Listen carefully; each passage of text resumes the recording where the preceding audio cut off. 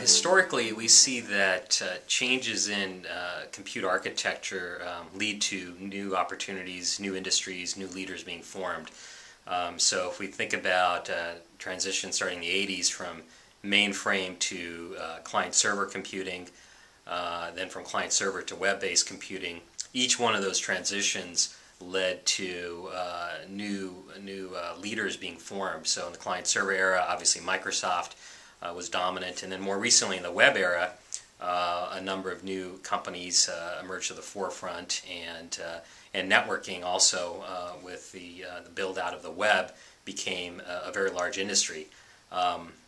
So if we look at actually in the web era, a lot of focus in the networking perspective was on what we'd call north to south computing, or user to machine communications.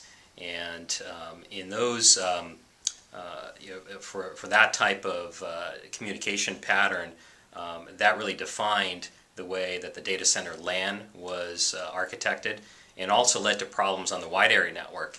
And in the wide area network, industries were formed to deal with that problem.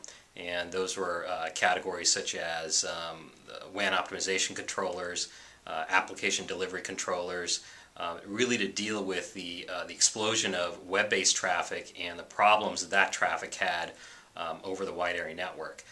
So that was in the web-based, from client-server to web-based traffic. That was some of the problems that occurred, and new industries that are formed. We see again another transition happening now to cloud-based computing, and that's going to lead to a new set of problems and challenges.